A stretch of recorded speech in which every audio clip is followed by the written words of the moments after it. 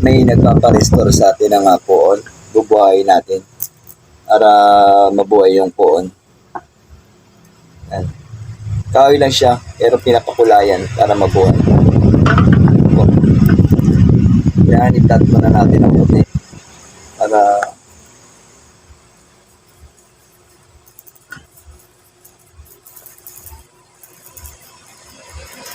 dahil muna natin siya ng isang huli ng puti.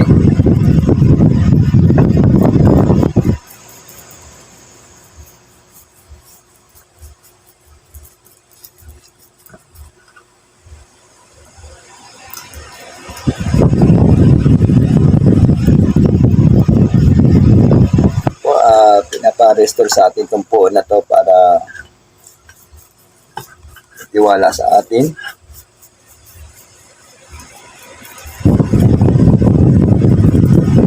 First coating muna natin, tapos saka natin dodoblehan.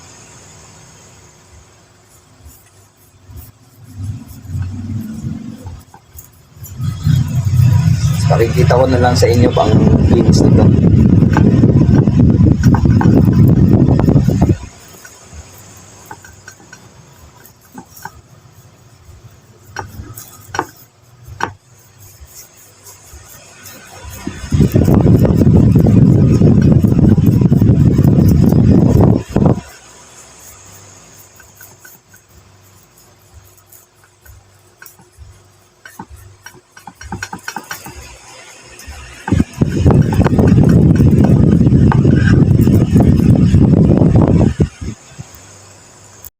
Ating nire-restore na puon.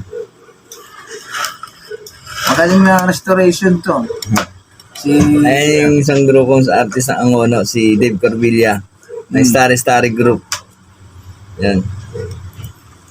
Pero mas malupit sa akin to. Magaling yan. Yan po, restoration sa mga gusto magpa-restore ng puon.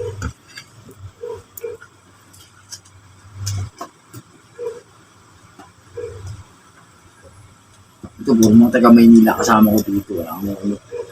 Ito, tinan mo. Ito yung iba, tinan mo. Kugat ang kamay. Dito ka na, pag tumingin ka dito, matututok eh. Diba? Pero mga painting na rin yan. Ayun, mga gusto kong ganyan, diba? Gusto ko rin gumawa ng isang realistic eh. Gusto ko gumawa. Para pakita ko sa kanila, baka hindi ako marunong, di ba? Gagawa ako, sabi sa business. Pero mabagalan ko lang. Ayun ganito, yung parang drawing. Oh, yan mo, ganito. Parang ganito, gagawa ako. Oh, ganito. Papakita ko sa kanila na hindi ako basta, nag-abs na ako, no? Marunong din ka. Gagawa ako. Kaya na isipin. Oo.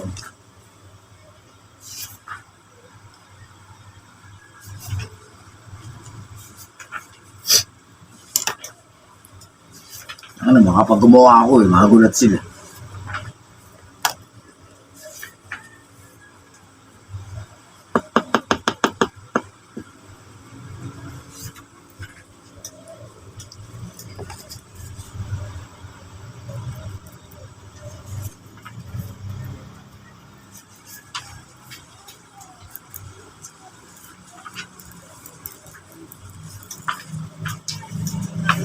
Iba namatay na.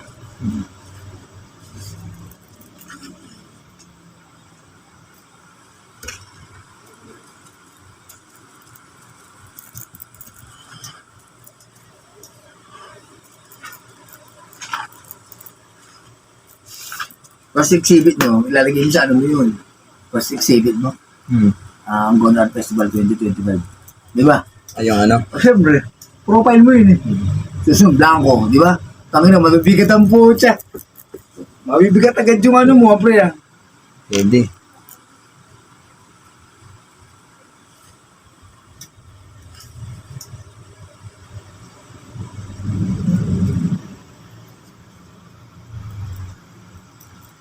Kailangan bumanat eh.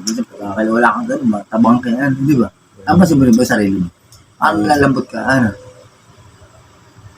Dapat may gasolina. May gasolina dapat.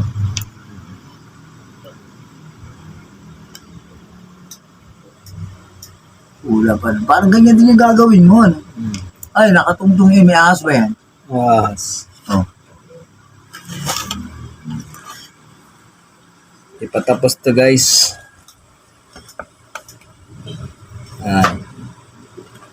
Paigutin mo kasi.